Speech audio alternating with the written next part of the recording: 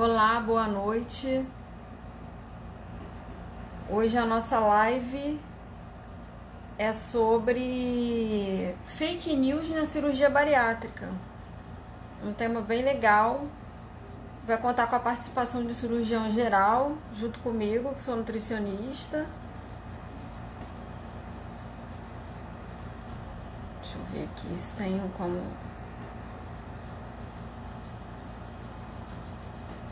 Olá, boa noite. Então vou esperar um pouquinho para o Dr. Guilherme entrar para eu poder convidá-lo para participar com a gente de mais uma live do Centro Probari. Boa noite, obrigada aí pela participação de todos. Estou só esperando ele mandar o convite, mandar a solicitação para participar, que aí a gente começa logo. Temos isso aí. Participações especiais aqui assistindo a live hoje. Ó, o Guilherme já pediu. Vou. Então, tá, gente? Pra gente poder começar. Olá. Oi, Olá, tudo tudo bem? E bem? aí? Como é que vai, Lorane? Tá me ouvindo bem? Tô te ouvindo bem. Tá me ouvindo bem? Deixa eu só diminuir aqui que acho que ficou muito alto meu fone. Ficou alto? Pronto, já tá melhor aqui. Ah, então tá. Então eu te agradeço pela presença, pelo aceite do nosso convite. E aí temos presenças ilustres aí te assistindo, paciente lá do Pois é. Andaraí, Judite. Então, nós E- vamos falar sobre fake news, né? Que são muitas, né, Guilherme? É verdade. Bom, primeiramente agradecer também a você, né, minha parceira de trabalho, amiga, a todas as meninas aí do Centro Probari também, que é uma iniciativa muito bacana aí de vocês. Direcionando realmente a nutrição bariátrica, né? Que é uma especialidade dentro da área da nutrição hoje em dia. E é bem importante a gente ter essa fonte de informação, né? Bem qualificada, né? Sim. Então vamos começar a falar, que a gente tem muitas perguntas para discutir, né? E aí, quem Pois quiser é. colocar alguma dúvida aí nos comentários, a gente vai tentando responder aqui na medida do possível, tá, gente? Tá bom, você vai vendo aí, porque eu não tenho essa facilidade de pensar, olhar e ler os comentários, não, tá bom? Tá, pode deixar que eu vejo. Então vamos É, lá. Então, a primeira pergunta, até em homenagem à doutora Paula Perricelli, se tem alguma técnica que faça perder mais peso, né? Porque a gente vê muito nos grupos, né, do Face. Tá me ouvindo? Tô vendo bem, tô vendo bem. Tá. É, Tem isso muitas perguntas sobre isso, né? Qual a melhor técnica? Existe uma melhor técnica? Pois é, na verdade é uma pergunta que cabe bastante discussão, né, em relação ao objetivo da cirurgia, o objetivo da técnica, né. É, é logicamente que o objetivo primário da cirurgia, né, é a perda de peso, né, como diz a cirurgia bariátrica, né, atria é perda, né, de peso, baros peso, né. Mas o tratamento ele vai muito além, né, do que somente a perda de peso, né? A gente está tratando de uma doença, né, uma doença sistêmica, complexa, né, metabólica, né? E aí o termo cirurgia metabólica acaba entrando, né, na nomenclatura do tratamento cirúrgico da obesidade, né? E é óbvio que a gente, né, historicamente apresenta aí inúmeras técnicas diferentes, né, com o mesmo propósito ou com o conceito, com o mesmo conceito, né, de tratamento da obesidade, mas algumas técnicas que, enfim, caíram em desuso. E hoje em dia a gente tem, né, quatro técnicas, né, autorizadas pelo CFM, pelo Conselho, né, Federal de Medicina, Sociedade de Cirurgia Bariátrica, OMS. E dessas quatro técnicas, né, uma realmente vem caindo em desuso, né, que é a banda gástrica, e, e um outro conjunto de técnicas, né, que são as derivações biliopancreáticas, que também são pouco realizadas, principalmente aqui no Brasil. E a gente acaba caindo nas duas principais técnicas mais realizadas no Brasil e no mundo, né, que é o sleeve e o bypass. O sleeve gástrico, né, que é a gastrectomia vertical, e o bypass gástrico, que é, enfim, a cirurgia originária, né, que foi proposta, né, no passado, que hoje em dia tem um modelo mais, né, adaptado. E a gente sabe que dessas duas principais técnicas, a gente precisa realmente fazer um bom estudo desse paciente, né, e a partir dessa avaliação pré-operatória, né, chegar numa melhor técnica para aquele paciente, né? E essa melhor técnica não necessariamente vai ser a que vai fazer ele perder mais peso, né? De que adianta eu fazer um paciente, né, enfim, que tem contraindicações ou terá mais malefícios ou mais desvantagens fazendo uma técnica que realmente vá fazê-lo perder mais peso, se ele vai ter como desvantagem, né, por exemplo, distúrbios nutricionais intensos, né, graves, se ele tem algum comprometimento já, né, dessa parte nutricional, né, é lógico que se essa técnica ela está fazendo ele perder mais peso, mais por um pedágio nutricional, né, por né, uma coisa que vá fazê-lo mais malefício, a gente não pode considerar como sendo a melhor técnica para ele, né? Então, existe o conceito de técnicas que fazem perder mais peso, mas não necessariamente isso significa que ele vai se beneficiar disso, de usada, senão todo e qualquer paciente obeso, né, vai somente usar uma técnica que é a que vai fazê-lo perder mais peso, né? Então, é muito importante essa ponderação da escolha da técnica. E respondendo à pergunta, sim, as técnicas que são as derivações biliopancreáticas, né, elas têm um maior potencial metabólico, isso significa, né, uma ação maior nos hormônios, no metabolismo do paciente, né, que vai fazê-lo, de fato, ter um incremento maior da perda de peso. E isso pode ser ponderado nos pacientes superobesos, né, nos pacientes que necessitam de perder mais peso, mas guardadas as suas características individuais, né? Dentro do que você respondeu, eu vou fazer uma outra pergunta, porque eu acho que é o que Vamos mais lá. os pacientes falam, né? Em relação a sleeve e bypass. É verdade que o bypass emagrece mais que o sleeve? Essa é uma pergunta que é muito feita, né? Que eles têm essa dúvida. Assim, a literatura, né, a gente tem que fazer, né, explanações baseadas em literatura científica, né, a gente não pode falar do que a gente acha, né, do que eu vejo. Eu vejo que eu tive um paciente que operou, fez um sleeve e perdeu 100 quilos, e um outro fez um bypass e perdeu 30, ou o inverso. Isso não é uma comparação adequada a ser feita, né? Sim. A gente tem que se basear em literatura. E, de fato, o bypass ele tem uma perda de peso, né, pouco significativa, mas sim maior em relação ao sleeve quando se analisa, né, trabalhos, né, em torno de 40% do peso inicial, né, o sleeve chegando aí em torno de média de 30% a 35% do peso inicial.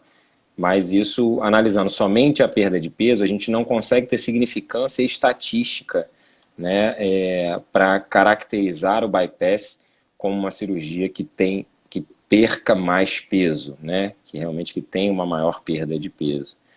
Então, mais uma vez, a gente vai cair naquele discurso da melhor técnica para aquele paciente, né?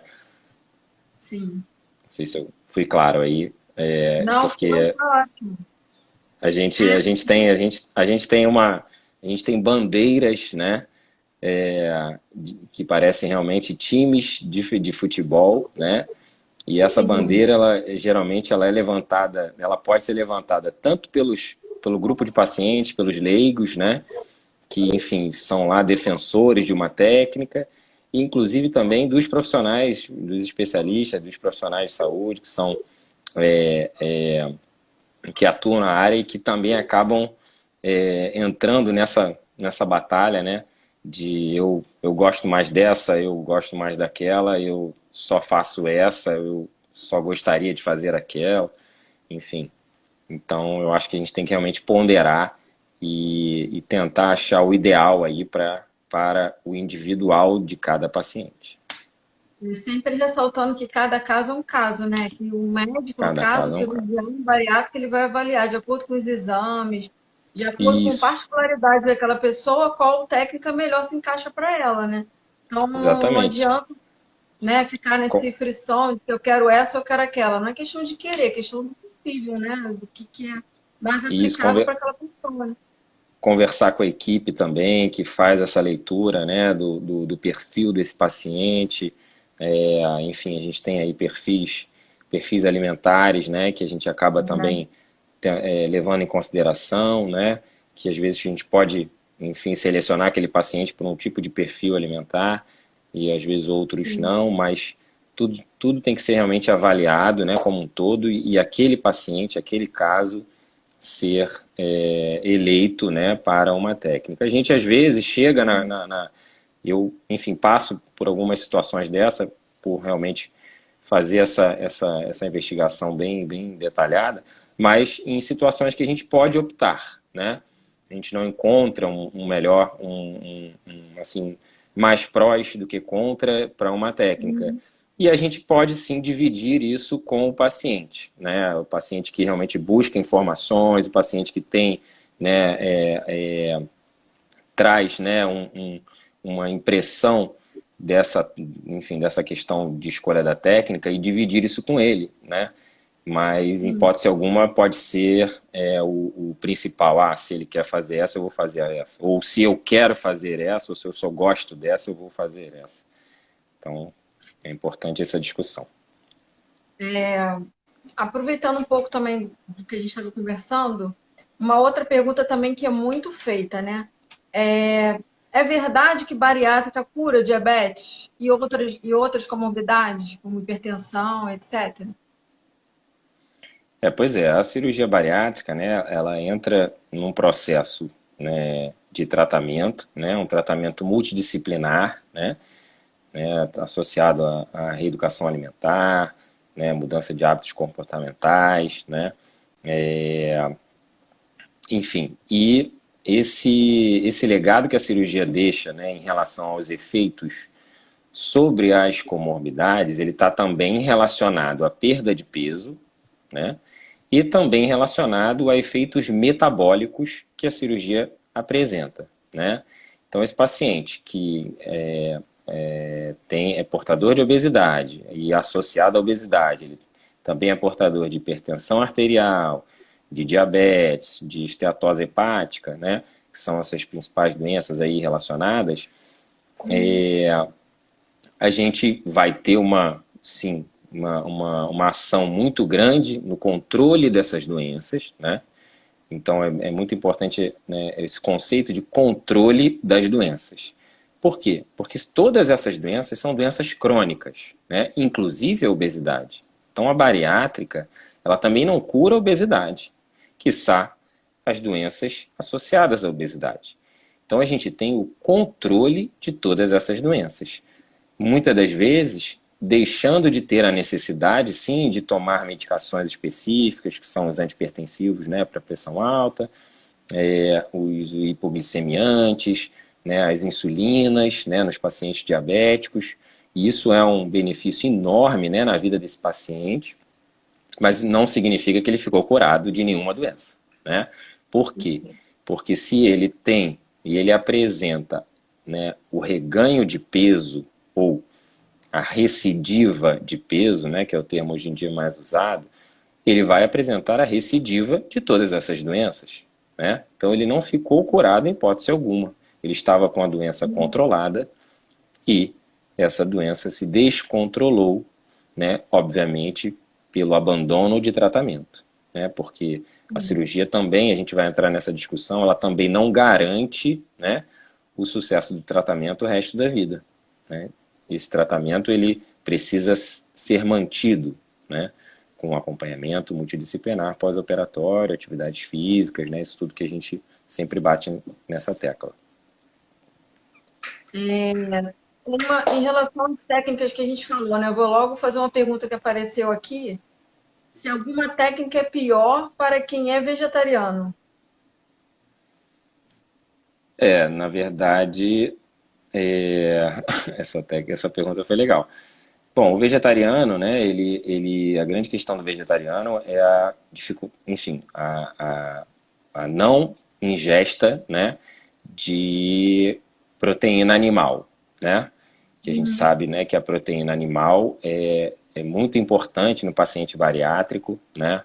Um paciente que vai ter como principal substrato da sua alimentação, né, em torno de 50%, né, do prato desse paciente precisa ser composto de proteína, né? E a proteína, além da proteína, enfim, as carnes, né, que acabam agregando aí a proteína animal, a gente sabe enfim, da necessidade de suplementações específicas, né? Você vai falar melhor do que eu nisso, né? Por conta, né, da dificuldade de fonte de proteína vegetal, né, da carga, né, da necessidade da carga de proteína, da quantidade de proteína que esse paciente precisa ingerir sem poder comer carne, né? Tirando somente fonte dos vegetais, né? Acho que você pode me ajudar nessa resposta aí, Lô. Em relação à proteína que você falou, né? Realmente a proteína de origem animal, né, ela é muito importante, mas claro que a gente consegue respeitar, a gente tem que respeitar a opção de cada um, né? Se a pessoa é Claro, vegetariana.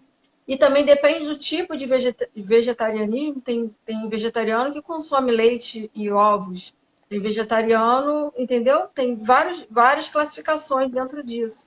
E em relação aos micronutrientes, a gente tem que ficar sempre atento. Vitamina B12, que ela já é algo de, vamos dizer assim, que a gente tem que ficar em cima já normalmente na cirurgia bariátrica para o que não é vegetariano e para o que é mais ainda. Agora, em relação sim. ao que você falou da quantidade de proteína, aí a gente tem que abrir mão das proteínas vegetais e de suplementação. Tem proteína de ervilha, proteína de arroz, proteína. São as mais conhecidas, as mais usadas, tem de aveia, mas aí realmente a suplementação é mandatória, né? É muito importante. E aí eu não Né? vejo realmente um direcionamento para a escolha da técnica o fato do vegetarianismo, do veganismo, porque ambas as duas técnicas, né, a gente está falando aí mais especificamente do sleeve e do bypass, terão a necessidade do controle, da suplementação, né, Uhum. e analisando aí, enfim, dificuldades, restrições alimentares e desabsorção, enfim, um pouco discretamente maior em relação ao bypass, mas sem, assim, obrigatoriamente um impedimento ao bypass. Por conta disso, eu realmente não vejo. Sim. Mas, pensando nesse lado, por exemplo, a questão da suplementação, a gente tem também dificuldade de suplementação no sleeve, com necessidades, às vezes, de suplementação parenteral, né? Tanto da vitamina B12, né, de ferro, né, a gente sabe hoje em dia que não há assim, uma grande diferença nesse aspecto quando analisadas as duas técnicas, né? Então, a questão do vegetarianismo é importante mais ainda, né? E a suplementação e não vai entrar no mérito da técnica, na minha opinião. Sim. Uma pergunta também que apareceu aqui, que a gente até tinha conversado, sobre a questão do estômago poder dilatar depois da bariátrica. O estômago dilata depois da bariátrica? Bom, então, o estômago é um órgão, né, uma víscera, né, que apresenta, né, na sua histologia uma musculatura, né, na parede do estômago, ela realmente apresenta ali o músculo liso, né, que é o músculo presente aí no tubo digestivo, né, e obviamente que e quanto mais estimulado esse estômago, né, mais ele será trabalhado, né, e esse estímulo será partir, né, do aumento da ingesta de alimentos, né? Principalmente uma ingesta forçada de alimentos, né? Se você tem ali um volume uma capacidade volumétrica desse estômago de suportar, né, uma quantidade de alimento, se a ingesta é maior do que isso, ele acaba trabalhando mais, né? Isso de fato acontece. Então essa dilatação do estômago não é algo, né, que a gente considere como sendo um problema. Isso é fisiológico, né? Mas é claro que quando o paciente, né, forçadamente apresenta, principalmente na técnica do sleeve, né, que a gente vê mais isso, por manter uma anatomia, né, um trânsito, né, um clearance, um trânsito desse estômago parecido com o anterior, né, ele certamente ele é mais trabalhado e será mais hipertrofiado nesse sentido, e isso vai, né, necessariamente aumentar a capacidade de volume alimentar, né? Se ele se dilata, né, ele vai aumentar a capacidade de volume alimentar. Mas isso não significa, né, essa dilatação que pode acontecer dentro de uma maneira fisiológica, não significa necessariamente a recidiva de peso. Ela só vai significar se realmente esse paciente deixa de ter os hábitos corretamente, né, abandona o seu tratamento, volta a ter hábitos alimentares errados, né, aumentando os intervalos entre as refeições, né, ou seja, tendo a necessidade de um maior volume de alimento. Na maioria das vezes, esse volume ele não é a base de nutrientes que a gente orienta, né, que são os nutrientes à base de proteína, acaba caindo dentro dos carboidratos, né, e isso, de fato, vai ser considerado uma condição favorável à sua recidiva de peso. Então, a questão da dilatação do estômago não deve ser a preocupação. A preocupação deve ser, sim, manter os seus hábitos, manter o seu acompanhamento, né, para que os resultados sejam, sim, mantidos. Sim. Uma outra perguntinha, né? A questão das vitaminas, né? É verdade que tem que tomar vitamina para sempre? Ou que no sleeve não precisa tomar? Isso também é uma outra, né, um outro mito aí, né? Enfim, a vitamina, né, a suplementação, né, vitamínica, enfim, entrando muito na sua área aí também, você vai me ajudar nessa. A suplementação vitamínica e a suplementação proteica, ela é recomendada, né, sim, para todo e qualquer paciente bariátrico, né, principalmente através de polivitamínicos específicos, né, que a gente, né, com minerais quelados, né, enfim, que tenha maior facilidade de absorção, né, e principalmente que esse paciente siga acompanhando, né, através de dosagens, né, sanguíneas, das suas taxas, das suas vitaminas, dos seus micronutrientes, para, obviamente, manter, né, isso dentro de uma normalidade. Então, vai ser sim recomendado o uso do polivitamínico, né, enquanto esse paciente mantiver o seu acompanhamento, principalmente através de observação e exames. Em relação às Essa técnicas, pergunta. Fala. diga, o que você ia Não pode falar? falar.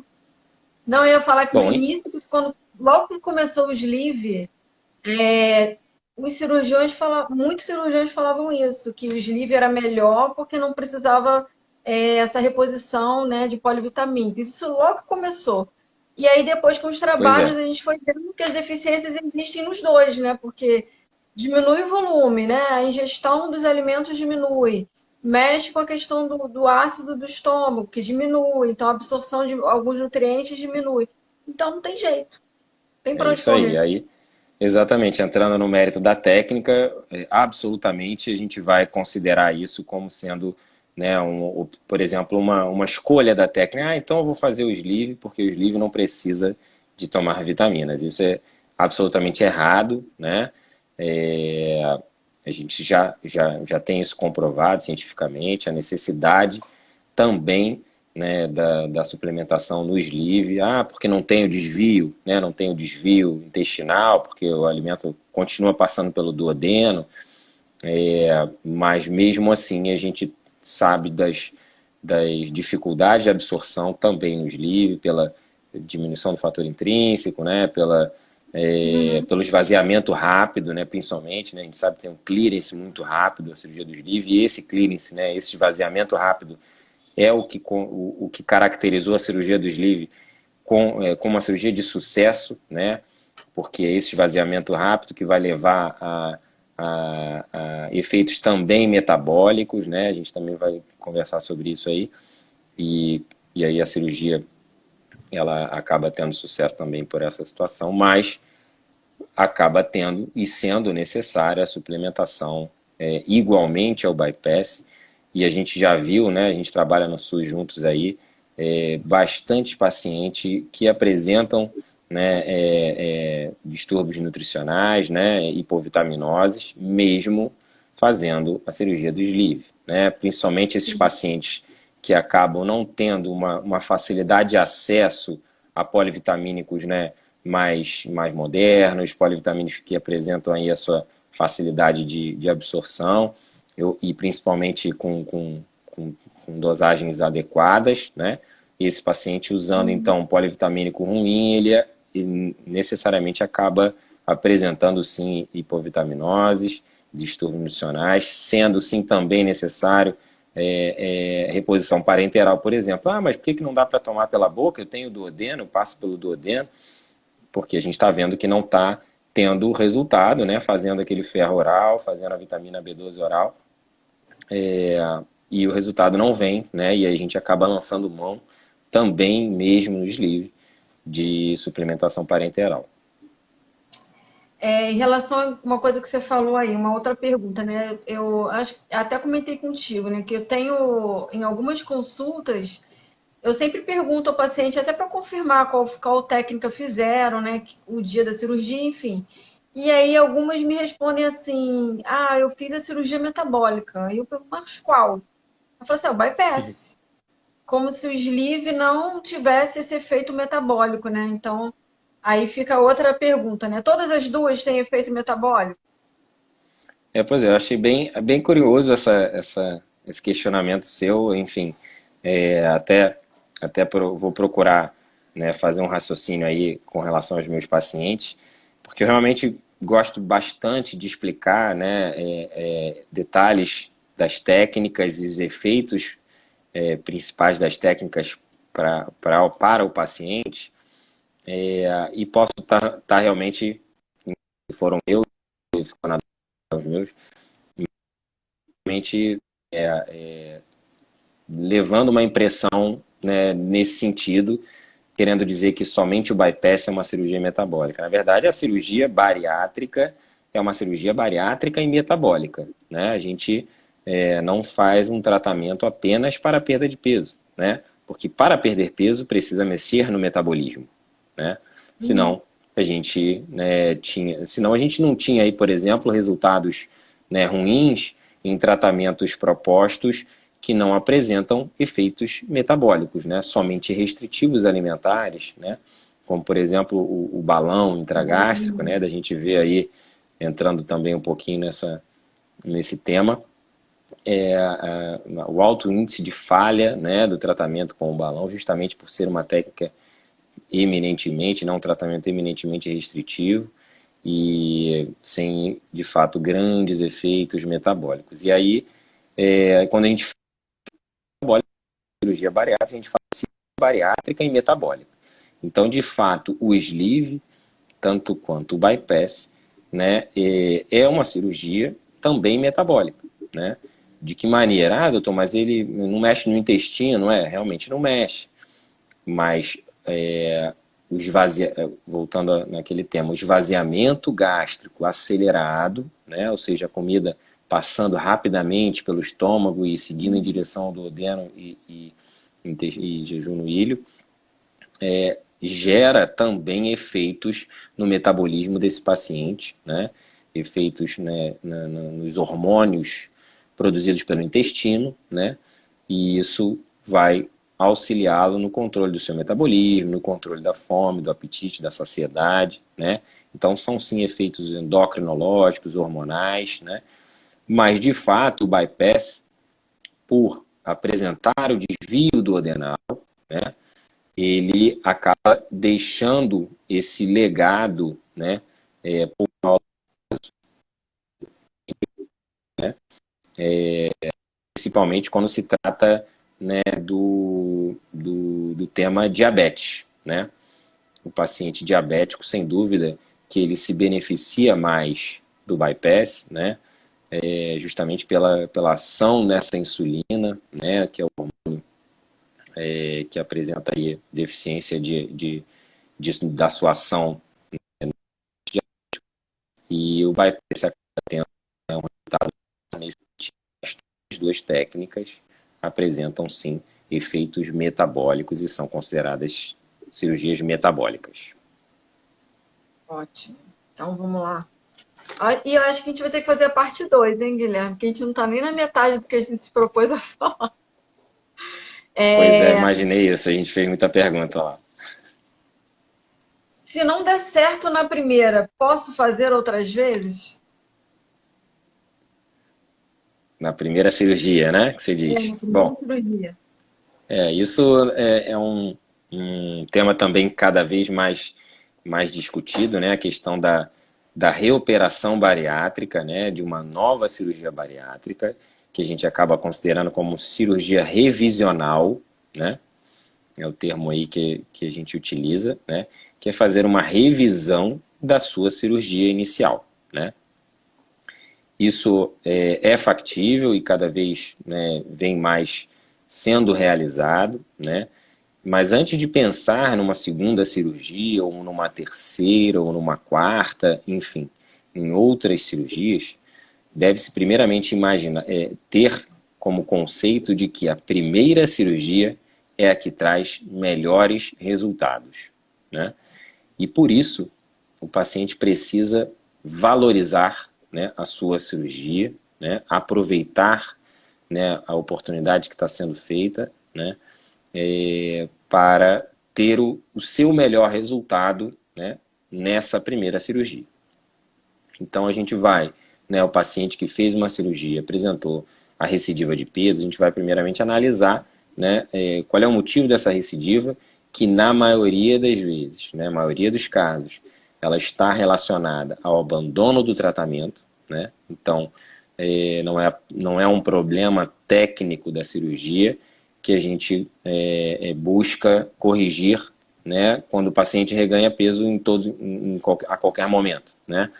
Porque a principal causa de recidiva de peso, recidiva da doença, é o abandono de tratamento. Então a gente analisa, né, os pacientes que apresentam essa recidiva, se há alguma alteração, né, anatômica, né, algum defeito anatômico possível de ser reparado, né, dentro de um contexto onde esse paciente reganhou peso e voltou a ter indicação de cirurgia bariátrica.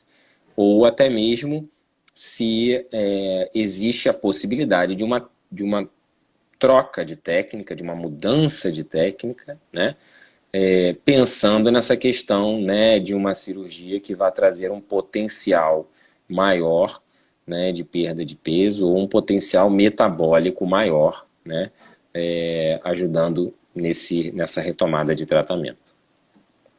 Ótimo. Vamos lá, então. Ai, meu Deus, não sei nem. Tô até na dúvida do que eu pergunto. Então, da metabólica já falamos. Uma coisa também muito interessante de falar. Primeiro falar que, olha, tá cheio de fã seu aqui mandando altos elogios para ti. Obrigado, agradeço aí a todo mundo. A bariátrica vai tirar a minha fome? Boa, boa. Essa é uma pergunta que, enfim, faz parte do processo, né, dos efeitos que são considerados efeitos da cirurgia, né, e que são consequência dessa alteração hormonal, né. Então a gente tem aí efeitos hormonais que acabam inibindo, né, aliás, hormônios que inibem a saciedade, né, eles deixam de ser produzidos, né, em altas quantidades. Isso acaba fazendo o paciente ficar saciado mais rapidamente, né? Isso é uma condição orgânica, hormonal mesmo, né? E que é muito notada, né, nas primeiras semanas de cirurgia, né? Hoje mesmo atendi 2 pacientes falando: doutor, eu não tenho absolutamente fome nenhuma, né? Eu não consigo me imaginar, nunca consegui me imaginar tomando esses caldinhos, né? Que a gente toma nessa primeira, segunda semana, sem absolutamente sentir falta de nada, né? Isso é uma condição orgânica da cirurgia, né? Mas a gente também tem que pensar que existe o conceito da fome, né? E da vontade de comer, né? Eu A lembrei disso fome, agora. E olha, pois é, colocou bem colocado na última live que a gente fez. a nossa querida psicóloga aí que fala bastante sobre isso, né? E tem bastante trabalho com os pacientes por conta disso. Para poder diferenciar, né, a fome da vontade de comer, né? A fome é uma condição orgânica onde, né, o paciente está com a necessidade de ingerir um alimento, né, por uma condição de energia que o corpo dele está precisando, né? Ele não vai escolher o alimento, né? Eu estou com fome de chocolate, alguém tem isso? Fome de chocolate? Não, né? Ele está com fome, ele precisa ingerir um alimento, ele precisa de energia, né? O organismo está sinalizando para ele, né? Agora, esse paciente que relata que tem vontade, né, de comer, né? Ou seja, ele se alimentou, ele já está organicamente, né, saciado, porém ele vê um chocolate na sobremesa e, obviamente, tem a vontade de comer o chocolate, isso não é influenciado pela cirurgia, né? E por isso a importância do acompanhamento com o psicólogo, né, das terapias, né, pelo controle dessas emoções, que isso é uma emoção, né? A vontade, né, o desejo, né, o hábito, né? Isso tudo é uma condição, né, não orgânica, né? E que precisa do profissional do lado para ajudá-lo nesse processo. Ótimo. Outra pergunta, então. Vamos lá. Tem perigo de engravidar tomando pílula após a cirurgia? Isso é boa para a nossa endócrina aí, doutora Paula. Ela está aí assistindo, que eu já vi. Imagino. Bom, a gente tem realmente uma preocupação enorme, né, com relação à gestação, né, após a cirurgia bariátrica, né. Bom, antes disso, né, também um tema importante, né, é o paciente, né, a mulher, né, que procura o emagrecimento por conta da infertilidade, né. A gente sabe que a obesidade ela está muito relacionada à infertilidade, à dificuldade de engravidar, né, também por essa condição hormonal, né. Então, muitas das vezes orientado que essa paciente, né, perca peso, né, para, enfim, conseguir ter o êxito aí da gestação, né, melhorando a sua fertilidade. E a gente sabe também dos riscos que uma paciente, né, portadora de obesidade apresenta com uma gestação, né? A gente sabe que se torna uma gestação de risco, né? Então, com certeza a cirurgia bariátrica ela traz benefícios nesse sentido, né? Melhorando a fertilidade, né? Ou seja, fazendo esse paciente ter mais facilidade de engravidar, né? Essa paciente que não conseguia engravidar. E futuramente, né, após a perda de peso, ela também se torna uma gestação mais saudável, porque ela deixa de ter, né, aquele excesso de peso que caracteriza, né, o alto risco materno e principalmente fetal, né, e passa a ser mais saudável. Então, se ela se torna mais saudável, ela passa a ter uma gestação mais saudável, né? Mas a gente também tem que explicar a necessidade do momento correto para uma gestação após a cirurgia bariátrica. e que o recomendado é a partir de 18 meses, né, ou seja, 1 ano e meio de pós-operatório, por conta, né, do equilíbrio, né, metabólico que esse paciente está sendo submetido, né, numa restrição calórica, numa perda de peso intensa, né, e uma gestação desse processo, sim, trará riscos maternos e fetais. E aí a gente entra na preocupação da contracepção durante esse processo, né, nesses primeiros 18 meses, a importância da contracepção, do evitar a gestação durante esse processo. E aí, respondendo à pergunta, né, os anticoncepcionais, eles precisam ter máxima eficácia, né? Dentro, né, de uma técnica, principalmente o bypass, né, onde a gente tem um desvio do trânsito intestinal, a gente tem sim uma preocupação da correta absorção desses anticoncepcionais orais, né, e para que isso tenha o seu efeito, né, completo. E, por consequência disso, há uma orientação tanto para anticoncepcionais injetáveis, né, que a gente terá uma eficácia maior, né, tanto para métodos de barreira, né, dentre eles, né, um método de barreira associado ao hormônio, que é o dispositivo intrauterino, que é o DIU, né, onde a gente também tem uma ação local hormonal e que vai ter uma eficácia maior na contracepção, principalmente nesses primeiros 18 meses. Né? Então, o anticoncepcional oral, ele é preocupante durante esse período de pós-operatório, no sentido de não ter a garantia de uma eficácia, né? Principalmente no bypass. Tá? Ótimo. Outra pergunta. Essa é interessante. Tem problema fazer despedidas, várias despedidas no pré, já que eu vou emagrecer mesmo depois da cirurgia bariátrica? Pois é, né? Difícil a gente conscientizar o paciente disso, né? Ele está aí passando por um processo, uma expectativa enorme, né, de mudar a vida dele, né, de enfim, não poder mais fazer muitas coisas, né, do não, né, dessa negatividade, né? Então se eu não vou poder, eu preciso me despedir do que eu posso agora, né? E aí acaba caindo nesse mérito das despedidas, né? E que a gente sabe que é ruim, né? A gente sabe que existe a necessidade de um condicionamento para a cirurgia, né? E esse condicionamento passa por uma reeducação alimentar no pré-operatório, né? Com a possibilidade até de perda de peso, né? Que vai influenciar bastante também nessa preparação, né? Desintoxicação aí de uma série de substâncias que fazem mal ao organismo, né? E já começar a ter um melhor hábito e facilitar a adaptação dele no pós-operatório, né? Então essas despedidas, elas obviamente não fazem parte, né, desse processo de condicionamento, né?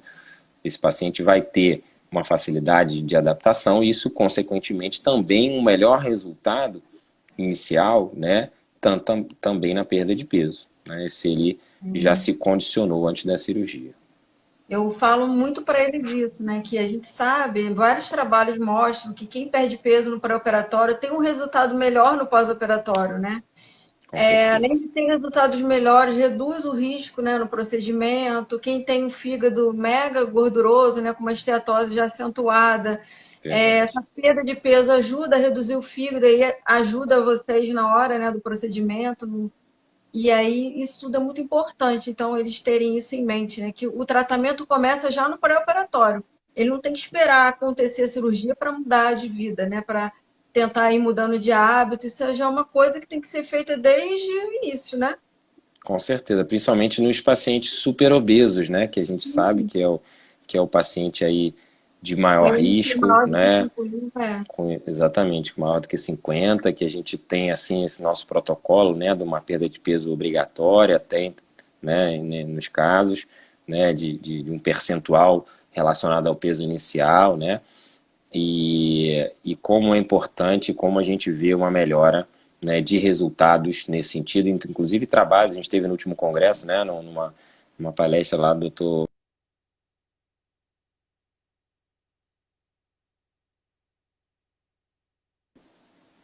tinha caído aí e Voltou. voltou. E ele mostrando justamente a aula sobre superobesidade, como preparar esse paciente, como ter o melhor resultado no paciente superobeso. E assim, foi unânime, né, na discussão como a preparação é o melhor a ser feito, uma melhor preparação para esse paciente obeso, para o superobeso, né, para trazer melhores resultados, até mesmo na escolha da técnica, né, a gente vê aí, poxa, o superobeso, vamos tentar fazer uma técnica mais potente, uma derivação bilipancreática, né, o duodeno switch, e a gente teve, enfim, inúmeros resultados, né, nossos lá no hospital, com, enfim, super obesos que fizeram o sleeve, né, e conseguem manter, né, tiveram uma boa preparação, conseguem manter os seus resultados aí com acompanhamento conosco. Então, faz diferença realmente essa reabilitação, né, essa reeducação no pré-operatório, sem despedidas. Só falando de uma pergunta aqui que foi recorrente, em relação. É porque eu não quero falar marca, tá, gente? Tem gente perguntando, eu tomo a vitamina tal, é boa? E aí, só voltando ao que o doutor Guilherme já até colocou, né? O melhor polivitamínico são os melhores, são aqueles que foram desenvolvidos para paciente bariátrico. A gente, às vezes, alguns pacientes usam polivitamínicos normais, né? Da população normal, vamos dizer assim. E acabam usando para quem fez bariátrica, mas não são as melhores. As melhores são os polivitamínicos feitos especificamente para a Especificamente para população isso. da bariátrica, porque a gente tem outras recomendações, quantidades diferentes, modos de absorção diferentes. Então, eu sempre, né, a gente sempre orienta aí esses outros polivitamínicos que sejam mais indicados, tá, pessoal? É porque para ficar chato a gente falar de marca. É isso aí. Outra pergunta, então. Ai, tá faltando pouco. Tem que escolher. Da vesícula, foi uma menina que perguntou antes até da live, botou lá na nossa Isso, página. Se é isso aí. verdade que quem faz bariátrica vai ter que tirar a vesícula depois. Bom, vamos lá. Primeiramente, né, por que dessa pergunta? A cirurgia bariátrica, né, o emagrecimento rápido, né, que ocorre na cirurgia bariátrica, ele é a causa do desenvolvimento de cálculos na vesícula, né? Os cálculos na vesícula precisam de tratamento, certo? Né? Isso acontece em torno de 30% dos pacientes, né? Então, não uma taxa significativamente elevada, né? Mas o que não significa que todo paciente vai apresentar problemas de vesícula, ou seja, cálculos na vesícula após a cirurgia bariátrica. Quem não apresentar não vai ter a necessidade de fazer a cirurgia da vesícula após a bariátrica. Porém, alguns pacientes já apresentam no pré-operatório, né, ou seja, antes da cirurgia bariátrica, por conta da obesidade ser um fator de risco também a surgimento dos cálculos da vesícula, já apresentam, né, esse tipo de problema, né? E aí isso será ponderado pelo cirurgião, né, a necessidade ou não de realizar a cirurgia da vesícula antes da bariátrica ou durante, né, a cirurgia bariátrica, que não é, né, o mais, digamos, né, adequado ou que não é o ideal, né, ponderando, né, a prioridade nesse momento, o que é a prioridade, se é o paciente sintomático ou não, enfim, isso é uma outra discussão. Mas no pós-operatório, esse paciente que vem por desenvolver os cálculos da vesícula por conta do emagrecimento rápido, né, ele vai ter sim a necessidade do tratamento e operar a vesícula após esse período, que se recomenda em torno de 6 meses após a cirurgia bariátrica, né? Ótimo. A gente pega, inclusive, alguns que já tem cálculo na vesícula antes, né? No pré-operatório a gente Muito descobre, né? comum. Muito comum, porque os fatores de risco são os mesmos, né? O sedentarismo, o sobrepeso, né? Enfim, os fatores de risco são muito semelhantes, a própria obesidade, no caso, e aí é concomitante aí a presença do cálculo da vesícula e da obesidade. É uma pergunta que eu não posso deixar de fazer, que é muito importante. Até botei ela aqui separada para não esquecer, antes que a gente termine. É em relação ao álcool, né? A bebida alcoólica pode atrapalhar os resultados da cirurgia bariátrica ou eu posso beber e beber pouquinho não vai ter problema? Bom, isso inegavelmente, né? A bebida alcoólica é um dos principais fatores de recidiva de peso, de recidiva da doença após a cirurgia bariátrica. Isso está mais do que estabelecido, né? E, obviamente, se isso acontece, né? Se a gente tem essa comprovação, né, de que da relação do uso de bebida alcoólica e o reganho de peso após a cirurgia, será absolutamente recomendado o não uso da bebida alcoólica no pós-operatório. Né? Ah, doutor, mas nunca mais, né? Poxa, mas nem uma tacinha no Réveillon, né? Um brinde no casamento.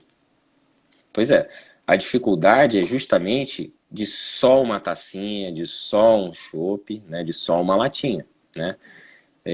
A gente vê, inclusive, pacientes que enfim, não eram propensos ao uso, né, de bebida alcoólica no pré-operatório, né, e acabam desenvolvendo esse hábito, né, um hábito que pode se tornar, inclusive, uma compulsão, né, e gerar um quadro, né, de etilismo, né, de alcoolismo, por conta, né, da gente tem essa condição de substituição da compulsão, o paciente que não consegue mais comer o que ele comia antes, a bebida alcoólica, ela realmente acaba, para alguns pacientes, né, tendo uma facilidade de aceitação, né? Quantos pacientes já me falaram, doutor, a cerveja desce bem a beça, mas a água desce mal, eu prefiro a cerveja do que a água.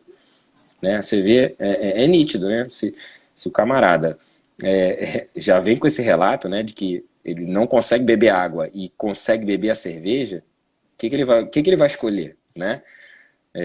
Tamanha a nossa preocupação nesse sentido e será, sem dúvida, a principal relação do álcool com a recidiva de peso. Então,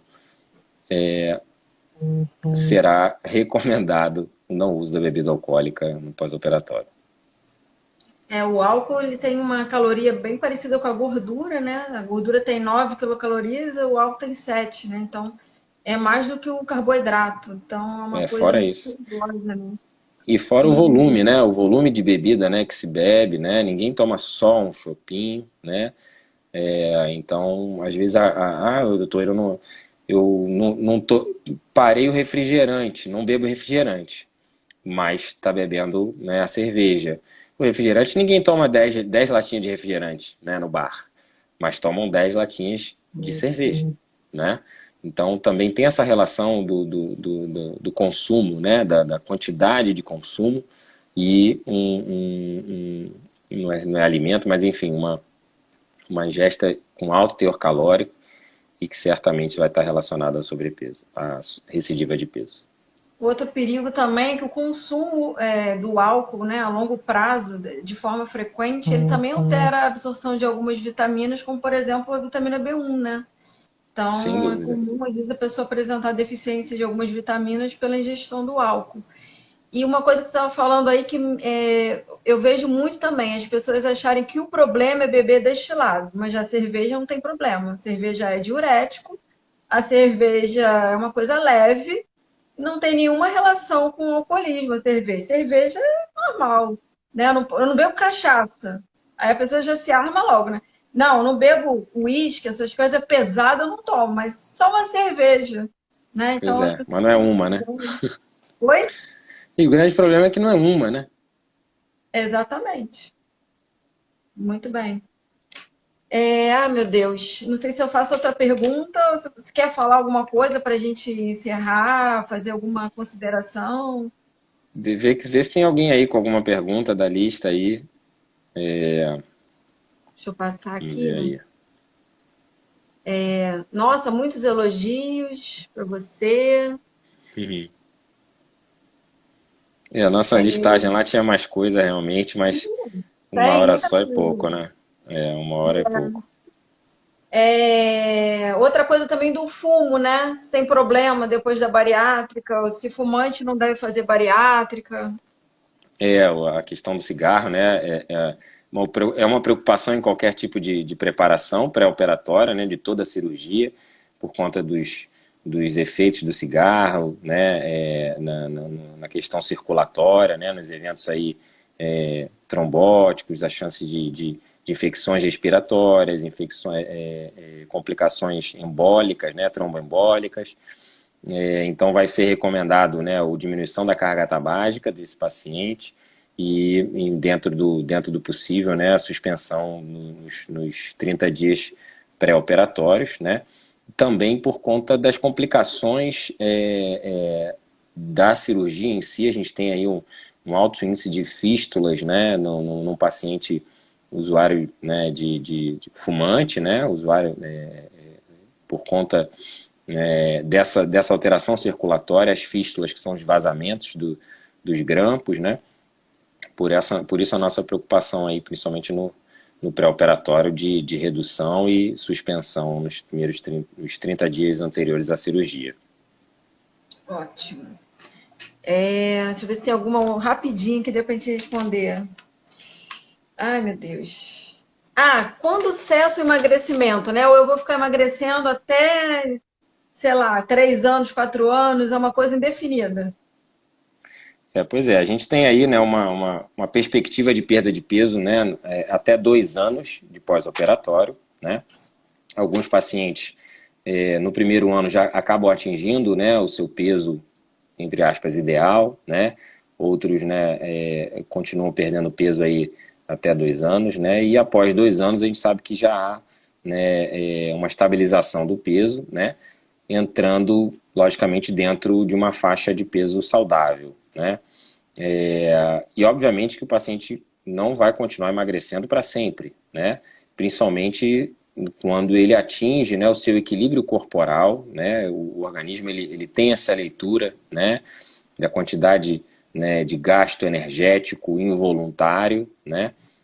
E obviamente isso sendo colocado na balança com o que se consome, né? Mas é claro que se esse paciente ele, enfim, continua tendo uma restrição alimentar muito grande, né? Enfim, e não consegue, né, fazer a suplementação e tudo mais, ele pode atingir, né, níveis mais preocupantes, né, e gerar aí um distúrbio proteico calórico. Por isso, a importância novamente, né, do acompanhamento com a equipe, né, na suplementação, na orientação de ingesta proteica, né, e sempre equilibrando com o gasto, né, com o gasto energético. Eu, enfim, faço uma atividade muito aeróbica, né, eu adoro corrida, adoro, né, bicicleta, né, então é uma atividade com um gasto energético muito alto e que muitas das vezes acaba tendo também esse gasto, né, muscular, né? Então a massa magra ela precisa ser também reposta, né? Ela precisa ter o seu equilíbrio, né? Inclusive porque faz parte do nosso sistema endocrinológico, né? A produção dos hormônios da massa magra. E mais uma vez o acompanhamento é quem vai definir isso tudo. Guilherme, acabamos.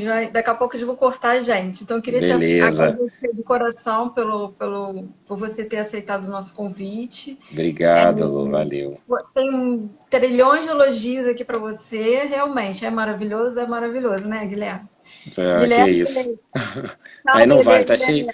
tá cheio de família, tá cheio de amigo, né? Beijo paciente lá nosso. Paciente que vira amigo também, então todo mundo aí puxando o saco, mas eu agradeço a todo mundo. Foi É isso ótimo aí. bate-papo e principalmente a Obrigada aí você. por tudo, tá? Valeu, querida. Tamo juntos aí. Um Tamo beijo para junto. Ó, todos. tá todo mundo pedindo a parte 2, hein? Então tá bom, vamos combinar aí, vamos combinar. Tá bom. Valeu, Beijo. Guilherme. Muito obrigada. Beijo, Tchau, tchau, tchau. pessoal. Valeu.